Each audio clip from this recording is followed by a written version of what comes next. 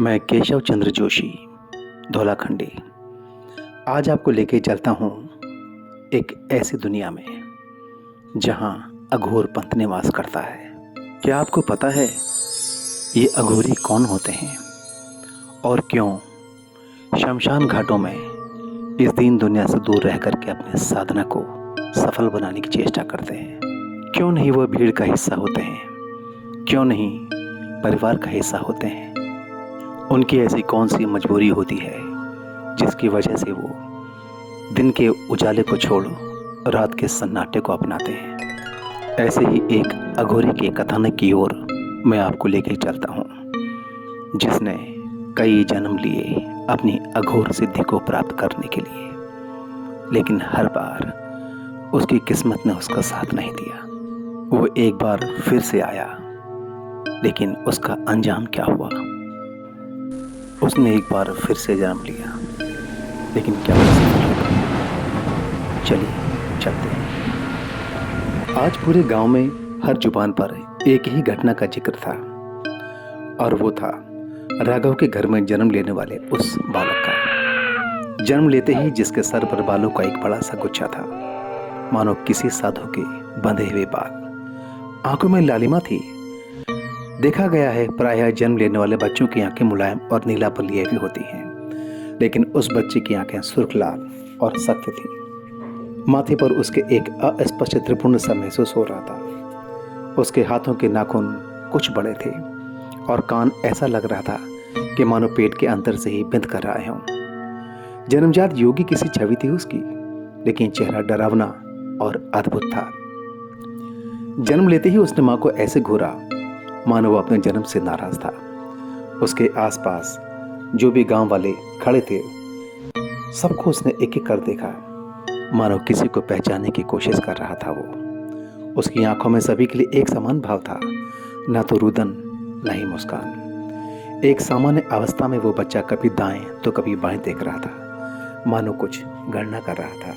उसके पिता का नाम राघव था, और राघव के पुत्र के जन्म की खबर जंगल में लगी आग की तरह पूरे क्षेत्र में फैलती चली गई। लोगों का जमावड़ा उसके घर की तरफ बढ़ने लगा। आखिर एक अद्भुत से बच्चे ने जन्म लिया था, वो भी उनके गांव में।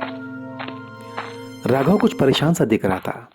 शायद उसे अपने इस बच्चे के जन्म पर कुछ ज़्यादा खुशी नहीं थी, क्योंकि उसने पढ़ा था और अपने बुजुर्गों से पता भी किया था कि इस तरह के अद्भुत रूप रंग वाले बच्चे बहुत ज़्यादा समय तक टिकते नहीं हैं। शायद इसीलिए वो चिंतित था और डरा हुआ भी। लेकिन इससे उलट राघव की पत्नी की आंखों में अपने बच्चे के लिए निश्चल प्रेम के भाव उमड़ रहे थे। उसके लिए बच्चे के रूप, लावण्य, रंग और उसके जन्मजात कर्म कोई माने नहीं रखते थे। वो तो सिर्फ अपने बच्चे के लिए समर्पित थी। उसकी ममता अलौकिक थी, और वो बार बार अपने बच्चे को अपने सीने से लगाकर अपनी ममता उस पर न्यौछावर करने की कोशिश कर रही थी। जैसे जैसे गांव वालों की भीड़ राघव के घर को घेर रही थी, उस बालक के भाव और भी गंभीर होते दिख रहे थे। शायद उसे अपने चारों ओर इतनी भीड़ पसंद नहीं आ रही थी। वो बालक अभी भी एक एक कर लगभग सभी आगंतुकों को घूर रहा था। कुछ गांव वाले सशंकित थे, कुछ परेशान थे, तो कुछ उसके इस घूरने से डर रहे थे, और कुछ तो ऐसे थे जो उससे नजर तक नहीं मिला पा रहे थे। शाम होते होते भीड़ लगभग खत्म सी हो गई। राघव, उसकी पत्नी, उसका छोटा सा परिवार अपनी छोटी सी कुटिया में सोने की तैयारी करने लगा। वो बालक न तो रोता था और न ही हंसता था, और न ही किसी तरह की बालक संक्रिया कर रहा था। मानो एक गंभीर मुद्रा में था वो, एक शांत मुद्रा में। लेकिन उसके अंदर कुछ न कुछ था जरूर, जो शायद वो बालक ही जानता था। अब रात के करीब 11:30 बजने को आए। राघव, उसकी पत्नी और उसका छोटा सा परिवार गहरी निद्रा में सोए हुए थे, लेकिन बालक जाग रहा था। शायद उसे रात के 12 बजे का इंतजार था। कौन था वो बालक, और उसे आधी रात का क्यों इंतजार था? ये तो वक्त के गर्क में ही था। सब कुछ एकदम शांत था। चंद्रमा आकाश में अपनी कुछ शीतल किरण के साथ धरती को स्पर्श कर रहा था। रात के इस सन्नाटे में दूर कहीं ये पक्षी अपनी चोंच से पेड़ की डाल को छेदने की कोशिश कर रहा था। बहने वाली ठंडी सी हवा कभी कभी राघव के घर के दरवाजे को धीरे से हिलाती थी।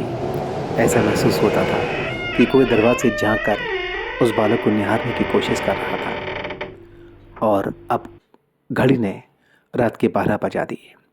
राघव और उसका परिवार अभी भी गहरी नींद में थे, सिवाय उस नवजात के। तभी गांव के शमशान में घूमने वाले आवारा कुत्ते बड़ी जोर जोर से भौंकने लगे। ऐसा महसूस होता था कि वे आपस में झगड़ रहे हैं, लेकिन किस लिए? शायद अभी भी ठंडी हुई चिता की अधजली लाश के एक टुकड़े के लिए। कुछ आवारा तो उस टुकड़े पर अपना आधिपत्य जमाना चाह रहे थे, अपनी क्षुधा शांत करना चाहते थे। लेकिन एक काला सा खतरनाक कुत्ता उस अधजले मांस के टुकड़े को घेर कर बैठा था। न तो वो उस टुकड़े को खा रहा था और न ही किसी को उस टुकड़े के आसपास भड़कने दे रहा था। सभी कुत्तों ने उस काले कुत्ते को घेरा हुआ था, लेकिन किसी की हिम्मत नहीं थी उसके आगोश में पड़े उस मांस की लोथड़ी पर हाथ साफ कर सके। उसके बड़े बड़े नुकीले दांत और लाल सुर्ख आंखें किसी को भी कमजोर करने के लिए काफ़ी थीं। और इधर ये बच्चा हवा में अपने हाथों को हिला रहा था, जैसे कोई अघोरी किसी का आह्वान कर रहा हो। उसके होंठ मंद मंद हिल रहे थे, जैसे कोई साधक अपने मन में किसी मंत्र को साध रहा हो। बच्चे की भ्रुकुटी चढ़ी हुई थी, आंखें आधी खुली थीं, जैसे कोई ध्यान मुद्रा में जाने की चेष्टा कर रहा हो। उस अबोध की हरकतों के अलावा वहां सब कुछ शांत था, लेकिन शायद कुछ पलों के लिए ही। थोड़ी देर में ही हवा ने अपना रुख शमशान से इस घर की ओर कर लिया। हवा में तेजी आ चुकी थी। दूर मरघट के पास कुत्तों के भौंकने की आवाज और भी कर्कश होने लगी। आकाश में चंद्रमा बादलों के साथ लुका छिपी करने लगा। कभी रोशनी होती तो कभी एकाएक घुप अंधकार छा जाता था।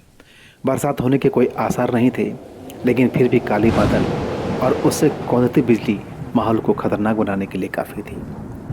अचानक से वो काला कुत्ता अपनी जगह से उठा और राघव के घर की तरफ चल दिया। उसके मुंह में अभी भी वो अधजला इंसानी मांस का टुकड़ा लटक हुआ था। अन्य कुत्ते अब शांत थे और सभी उस काले कुत्ते के पीछे पीछे चल रहे थे।